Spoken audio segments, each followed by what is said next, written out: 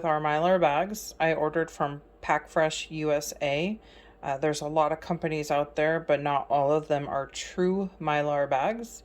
You can order this directly from them. You can get it on Amazon, which is what I did.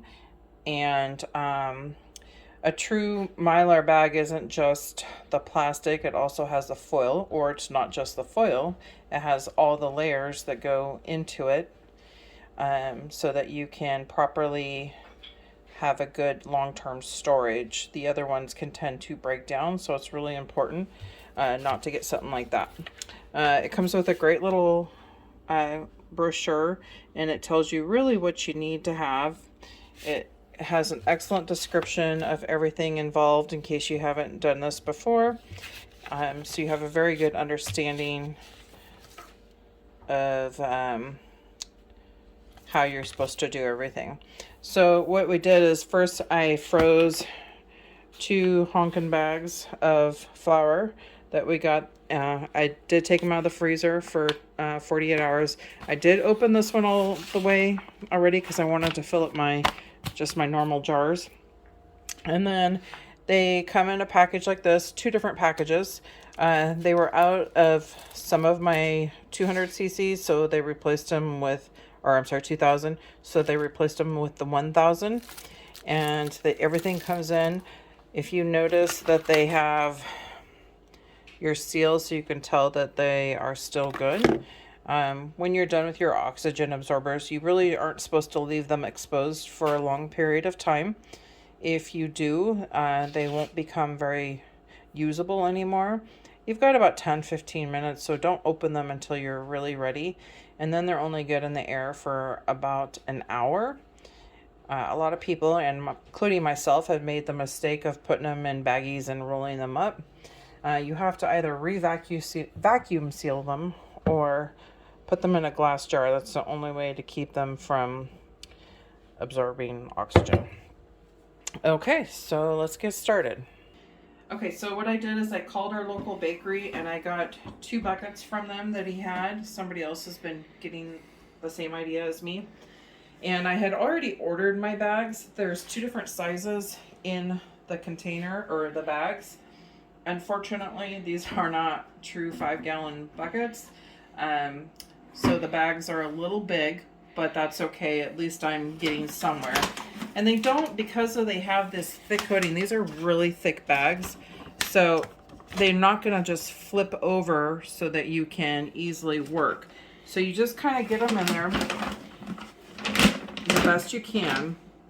And then if you have a large funnel, it might be easier. Since we've already broken into our bag, it should be easier to pour the flour, so that's what we're going to attempt to do now.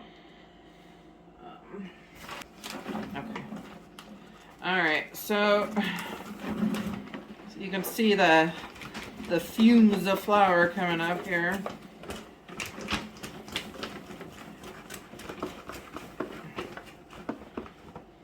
Okay, I'm gonna stop where I'm at and kind of readjust my bag a little bit.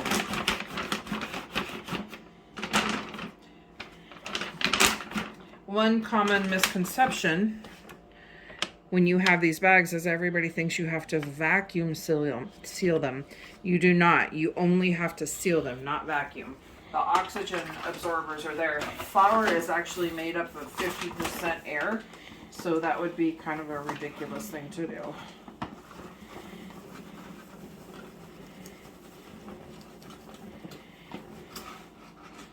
Now, you need to have about 4 or 5 inches from where you're going to seal it at.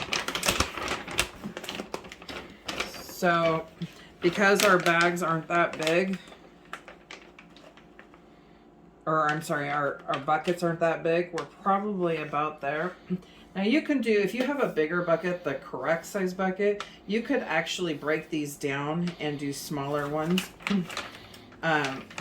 And you could probably almost even cut these bags, seal them, and do smaller packages. Some people I've even seen will take bags and do smaller packages, like 2-pound packages of flour, maybe a pound of sugar and some spices, and put them all together in a bucket so they have them when they're ready to open them. But for today, we're just focusing on sealing with the Mylar bag. Alright, so now I've got all my flour in there, and it's pretty close to the top of my bucket. So I need to just have a little bit of headspace. Now this bag is clearly a lot too big, but that's okay. It'll be fine. So what we're going to do at this point is we're going to put in an oxygen absorber or two, and then we're going to quickly get them in the jar so that they're not being absorbed up. And then once we go to seal it, we have a couple of different methods. You can just use an impulse sealer. You can actually just use a regular household iron with no steam. You can use a hair straightener, which we are going to use today, or you can use a vacuum sealer without the vacuum. We're choosing the hair straightener only due to the fact that the length of this bag or the width of this bag won't fit in our sealer. So we're going to go ahead and go with the hair straightener today. So let me... Now this little deal that was pink on the front shirt should turn blue because it's getting oxygen to it. And if you notice, it's turning color right now. It's getting purplish blue.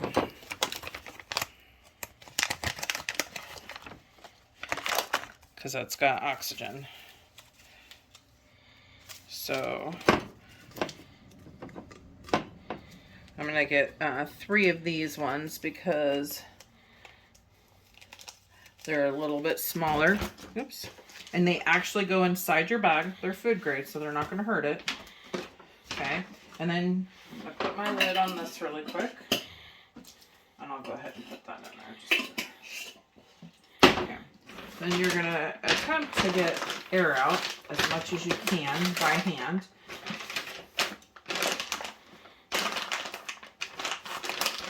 And then you're going to start the process of going along the top. This is a little consuming. You can see it sealing.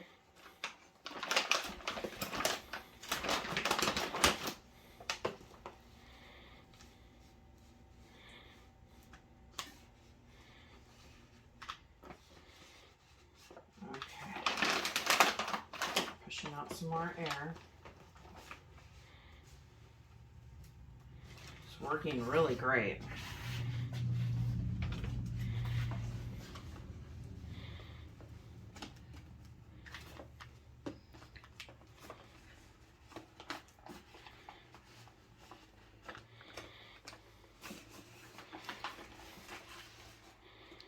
Okay, so as you can see,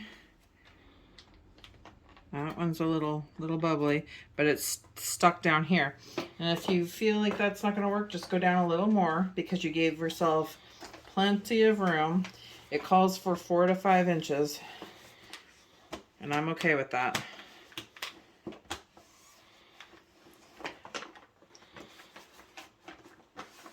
Now, this particular company guarantees ours for, I believe it is 25 years.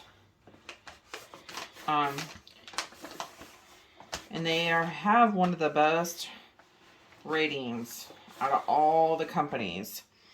So now we are completely sealed. Everything's good to go.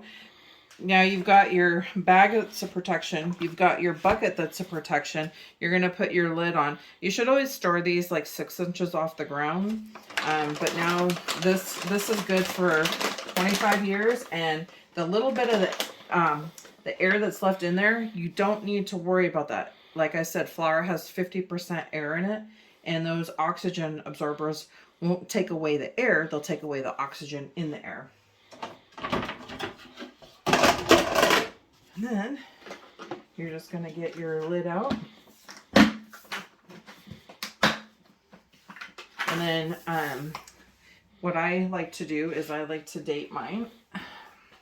So I believe today is the 14th. So I'm just going to go packed on 3/14/21.